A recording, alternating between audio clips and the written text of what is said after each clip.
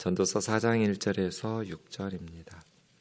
내가 다시 해 아래서 행하는 모든 학대를 살펴보았노라. 보라, 학대받는 자들의 눈물이로다. 그들에게 위로자가 없도다. 그들을 학대하는 자들의 손에는 권세가 있으나 그들에게는 위로자가 없도다. 그러므로 나는 아직 살아있는 산 자들보다 죽은 지 오랜 죽은 자들을 더 복되다 하였으며 이 둘보다도 아직 출생하지 아니하여 해 아래에서 행하는 악한 일을 보지 못한 자가 더 복되다 하였노라. 내가 또 본즉 사람이 모든 수고와 모든 재주로 말미암아 이웃에게 시기를 받으니 이것도 헛되어 바람을 잡는 것이로다. 우매자는 팔짱을 끼고 있으면서 자기 몸만 축내는도다. 두 손에 가득하고 수고하며 바람을 잡는 것보다 한 손에만 가득하고 평온함이 더 나으니라. 아멘. 3장 16절부터 4장 6절까지가 한 단락인데요. 3장 16절에 보면 또 내가 해 아래에서 보건대 재판하는 곳 거기에도 악이 있고 정의를 행하는 곳 거기에도 악이 있도다. 이렇게 시작됩니다. 세상에서 악이 있으면 안 되는 곳이 있죠. 물론 모든 세상에 악이 있으면 안 되죠. 어디나 악이 있으면 안 되지만 특별히 악이 있어서는 안 되는 곳이 재판하는 곳이죠. 사람들이 재판정에 기대하는 건 정의잖아요. 죄 지은 사람에게 죄 지은 만큼 판결을 내려주고 죄 없는 사람은 죄 없다고 판결을 내려주는 다른 어느 곳보다 재판하는 곳이 악이 있어서는 안 되는 정의를 시행해야 될 이런 것들을 기대하는데 재판하는 곳에도 악이 있고 정의를 행해야 될 곳에도 악이 있다. 그럼 그 사회는 악한 사회죠. 그래서 3장 16절부터 오늘 본문 4장 6절까지는 악한 세상을 전제로 하고 있어요. 그 사회가 악할 때 심지어 정의가 시행되어야 될 재판정에서조차 정의롭지 못하고 악한 재판들과 판결들이 이루어지는 곳. 세상이 그렇죠. 그러한 곳에서 이제 4장 1절은 관찰한 거죠. 내가 다시 해 아래에서 행하는 모든 학대를 살펴보았다. 관찰해 보았어요. 그런데 세상이 참 정의롭지 못하구나. 학대, 포악이 참 가득하구나. 보라, 학대받는 자들의 눈물이로다. 억울하게 학대를 받는 사람들은 눈물을 흘리면서 살죠. 그리고 눈물을 흘리면서 잠이 들어요. 그들에게는 위로자가 없도다. 학대받는 자들을 보호하면서 학대하는 자들로부터 보호하고 지켜주고 그래서 위로해 주는 자가 없는 거예요. 학대받는 자들을 위로해 주었다가는 학대하는 사람들에게 밉보여가지고 동일한 학대를 받으니까요. 그래서 억울하게 학대를 받는 사람들에게 위로자가 없다는 거예요. 학대하는 자들의 손에는 권세가 있으나 학대받는 그들에게는 위로자가 없다.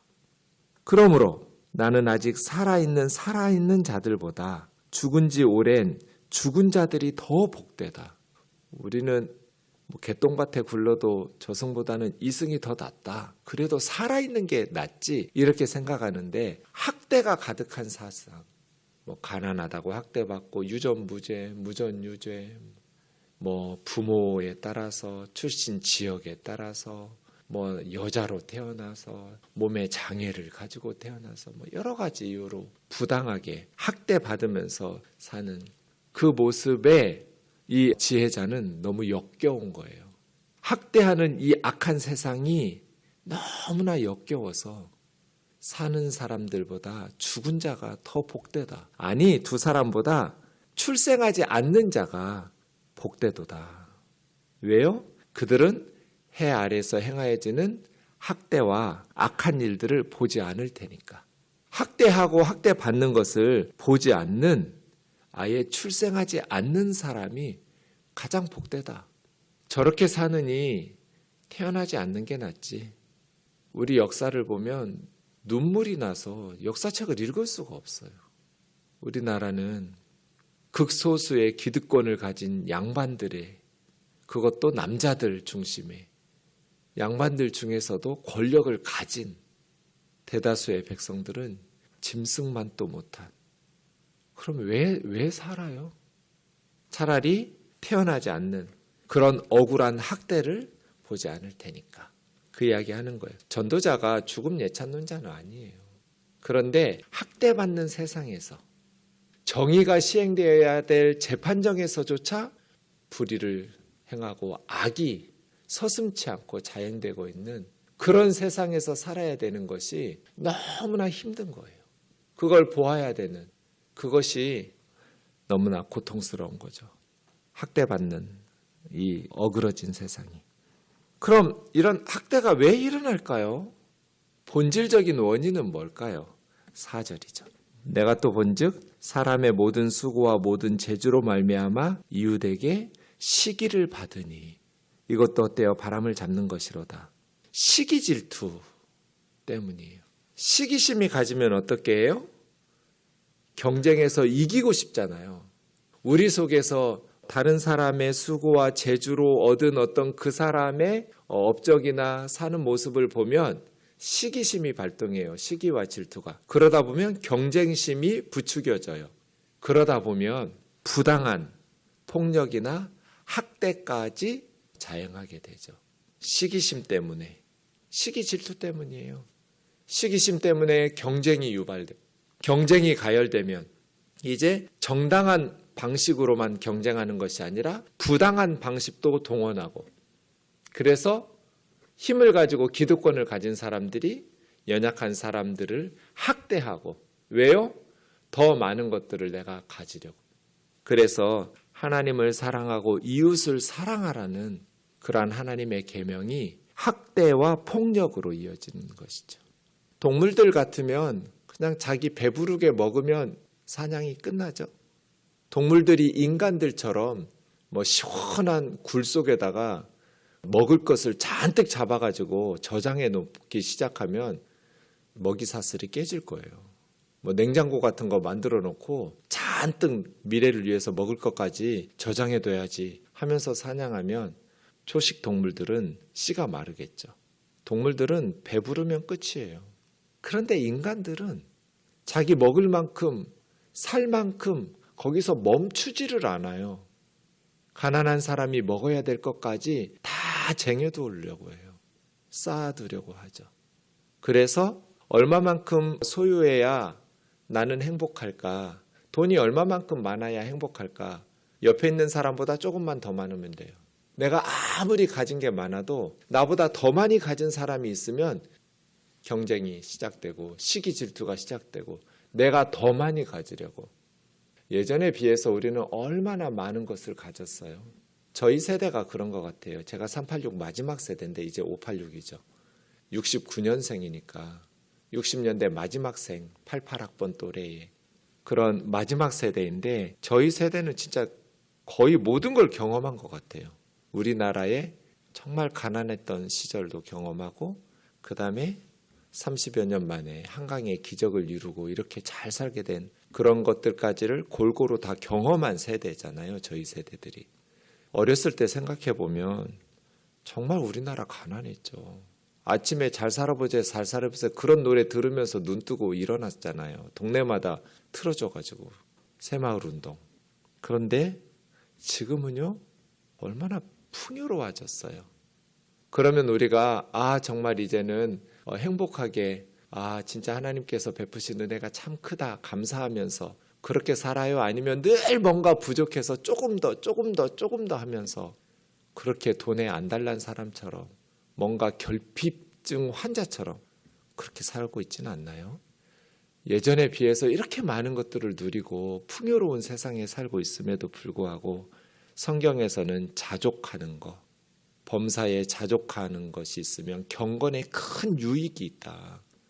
그래서 감사하고 하나님께서 먹이시고 입히실 것, 공중의 새들 보라 농사짓지 않아도 들에 백합화 봐라 길쌈 수고하지 않아도 솔로몬이 어떻게 그런 옷을 입어요? 어느 명품 매장이 들에 백합화처럼 아름다운 옷을 입어요. 하나님께서 먹이시고 입히시고 돌보시지 않냐? 너희는 새들보다 저 들풀들보다 얼마나 더 귀하냐 하나님에게.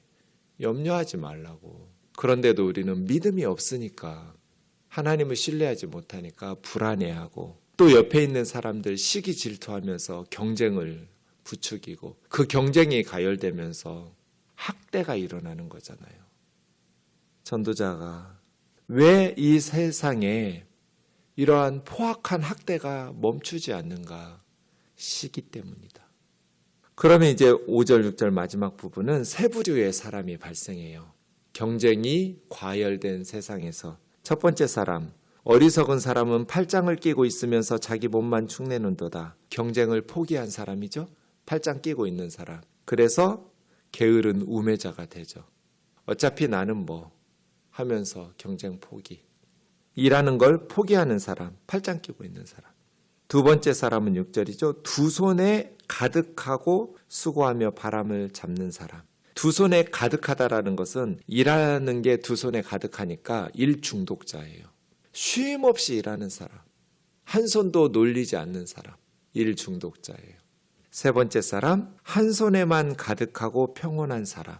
이 사람은 한 손으로 일할 때 일하면서 한 손으로 쉴 때 쉬면서 균형을 지키는 사람이죠. 세 사람 중에 어떤 사람이 지혜로운 사람이에요? 세 번째 사람이죠. 팔짱 끼고 일 안 하고 치열한 경쟁 속에서 학대가 있으니 그냥 포기하고 게으르게 사는 우매자나 두 손에 쉴 줄을 모르고 그냥 일 중독자가 되어서 살아가는 어리석은 사람이나 한 손에만 간직하고 휴식을 취할 때 취하면서 또 일할 때는 부지런하게 살아가는 한 손에만 가득하고 평온한 사람, 이 사람이 더 나으니라 라고 이야기하는 것이죠.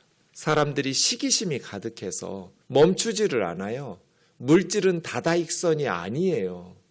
주님의 말씀은 물질을 많이 쌓아두면 썩는다고 그랬어요. 세상에 쌓아두지 말라고. 천국에 저장하라고. 우리가 어떻게 천국에 저장을 할 수 있어요? 내 남에게 주는 거예요.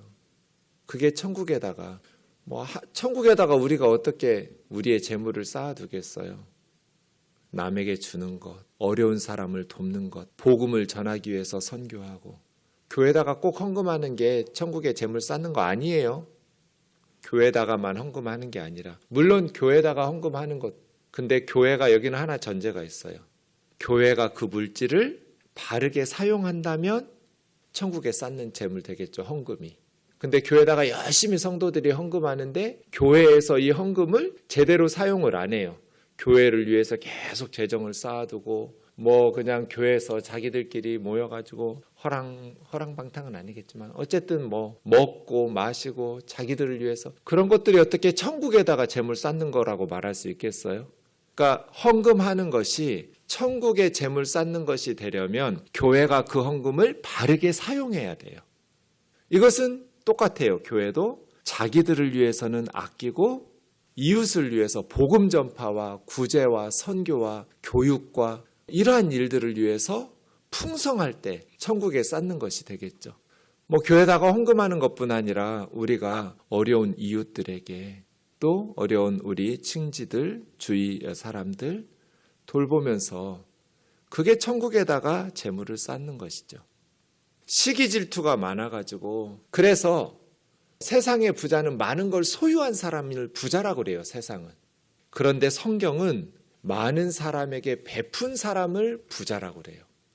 부자의 기준이 달라요. 주님하고. 계산하는 방식이 다르다고요. 세상은 얼마나 쌓아두었느냐. 그거 가지고 자랑해요. 근데 그건 부끄러운 거예요. 많은 재물을 쌓아두고 3초에 한 명씩 애들을 굶어 죽여? 이건 부끄러운 거죠. 주님 앞에 갔을 때. 주님, 저는 많은 재물을 쌓아두고 나쁘게 돈 버는 거 아니에요. 열심히 노력해서 열심히 실력 길러서 돈을 모았습니다. 많이 쌓아두었습니다. 어리석은 놈아, 오늘 밤에 네 영혼을 내가 가져가면 네가 그토록 쌓아둔 재물이 누구의 것이 되겠느냐. 어리석은 부자잖아요. 그 어리석은 부자가 악하게 부자 됐다는 증거가 없어요. 예수님 말씀에. 농경사회에 있으니까 열심히 농사 지었겠죠. 남달리 수고하고 그래서 많은 곡식을 거두고 창고가 모자라니까 더 크게 짓고. 근데 주님은 왜 어리석다고 그래요? 주님 앞에 설 날을 생각을 해야죠.